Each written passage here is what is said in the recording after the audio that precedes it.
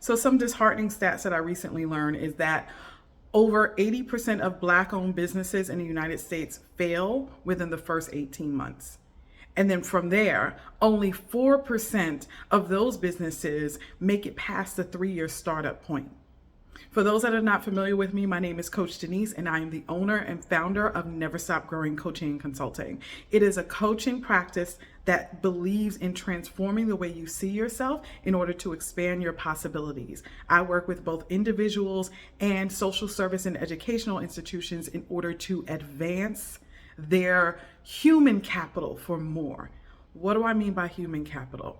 I mean that each one of us have innate skills, desires, talents, and drives within us that, if tapped into, can exponentially expand what we're able to do in life. And so I go for those hidden skills, talents, feelings, thoughts, beliefs in order to expand what's possible.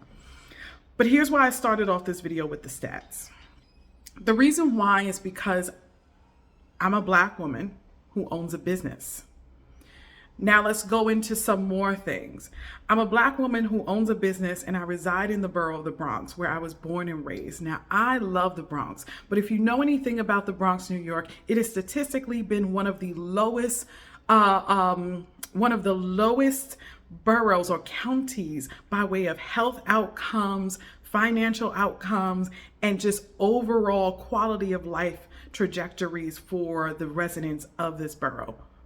I said I was born, raised, and I reside here. See, the reason why it was so important to me to make sure that I created a practice that was not only thriving business-wise, but was also able to connect to people's ability to see more and grow is because that is the fight that I am in every single day. Yeah, I have a business. Yeah, I have a few degrees under my belt. I have certifications. I'm a certified coach, okay? It's recognized by the International Coaching Federation, my certification. I still feel that the level of skill set that I possess is not easily accessible to many residents in the community that I live in and have grown up in. So I wanted to make sure that I was able to provide quality, high quality services to those that don't even really know it's accessible to them. When I stepped into the practice of being a business owner, though, I realized that it wasn't as easy as I thought. See, I've worked with nonprofits and city government for almost 20 years, and I have excelled. The thing that I know to do as a Black woman is to be better than the rest. What does that mean? Well, subconsciously, as a Black woman, it's programmed within us that you are to do your work and keep your head down. Now, in a separate video, I might go into the depths of where that comes from. And if you follow my content on YouTube, you'll hear me talk about it, right?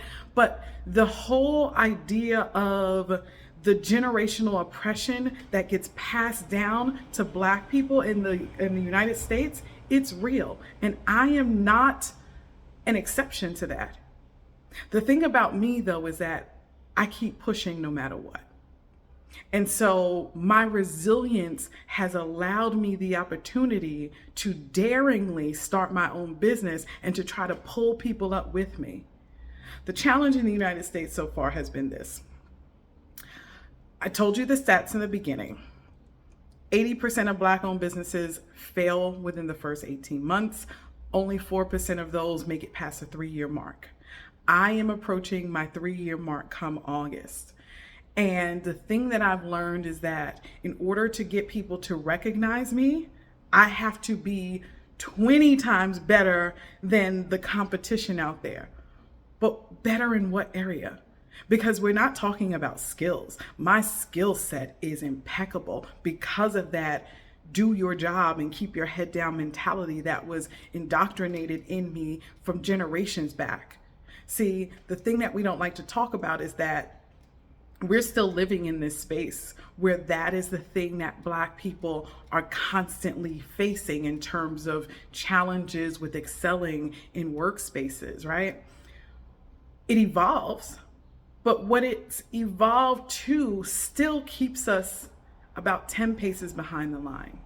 So for me and my generation, I'm at the top of the millennial chain, right? I was born in 82. So I'm like kind of the starting, the founders of the millennial period, if you want to say that. What it's done for me and those in my generation is that we have been taught to excel educationally, you know, do your absolute best, because you have to learn to speak properly. You have to be educated. You have to make sure that you go to school and college and advance and advance and advance educationally, and then put those skills to work on the job. You have to do more than everybody else. You have to stay longer than everybody else. Quality of life, it's not really something that we are taught to focus on as much as we would like to believe. But working wise, I have taken that to heart and I've excelled education wise and professionally.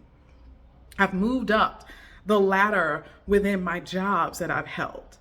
But the thing that was not ingrained in me was the power of building relationships. And so here at this stage in the game, I'm learning that I have so much to still learn about building relationships that lead to money. I'm going to be honest with you, that lead to money. My skill set is unmatched by many in the game, but the thing that still holds me back as a Black business owner is knowing the right people. I'm going to take it a step further. I live in New York City, and New York City is known as a progressive city. But even still, in this wonderful city, as a MWBE business owner, what that stands for is Minority Business Enterprise. Okay, you know what? I'm going to stop right there because I can't quite get the acronym correct, but Google it. MWBE Certified Business. And what this allows me to do is to gain contracts from the city and work with city government. My passion and my lifelong work has been in social services, right? I have a huge affinity towards supporting the underestimated and BIPOC communities. They are not the same, people. They are not the same. Okay. Going back into what I was talking about. I have a huge passion towards this, and yet only 0.6% of us are able to gain those contracts. 0.6% of Black-owned businesses get contracts. What's happening? So when we talk about expanding the way that we view Black businesses and the way that we promote and create opportunities of wealth for Black people in this country, we're still behind the line. Media would have you to believe that we're doing far better than we've ever done. And you know what? Sadly, we are. I'm going to give us credit and say that we're doing much better. But did you hear the numbers that I shared with you? And so you may be wondering why I'm doing this video. I'm doing this video because one thing that I believe in is transparency. I feel that transparency is the foundational step to your growth.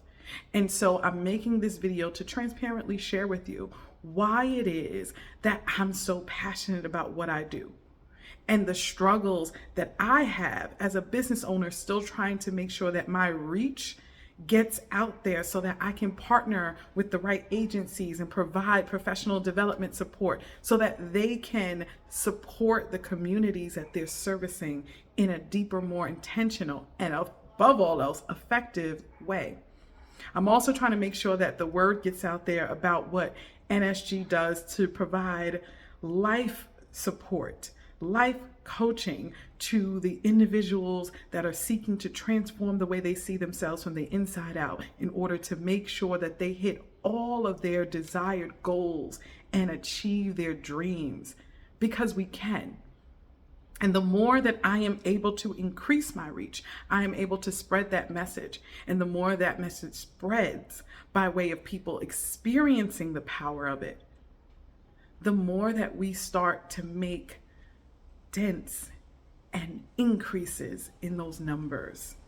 in the numbers of not only successful Black-owned businesses, but the number of successful individuals, the number of improved outcomes in underestimated communities and BIPOC communities.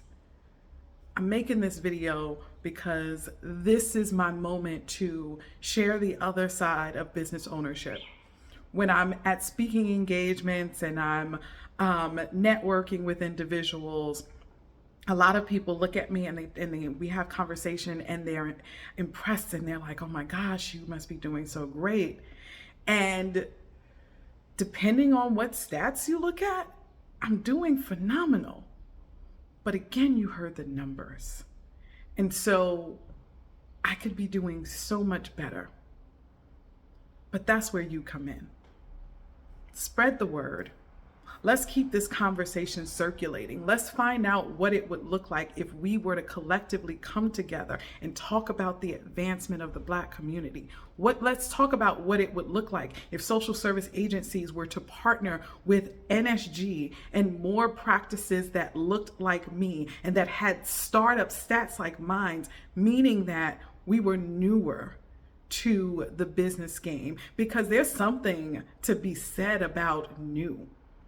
We are fresh, we're hungry, we're innovative, and our hands are closer to the ground. We haven't been jaded by length of time in the game or different things that come up by way of trying to appease the stakeholders while forgetting that there are people in need of services that connect to the heart of them. So I say all that to say, spread the word, check us out. There are opportunities to work with us directly, and there are also opportunities to donate so that way we can keep it going and provide services to communities for free. That is an absolute goal of ours. And when I first started, I was doing it often.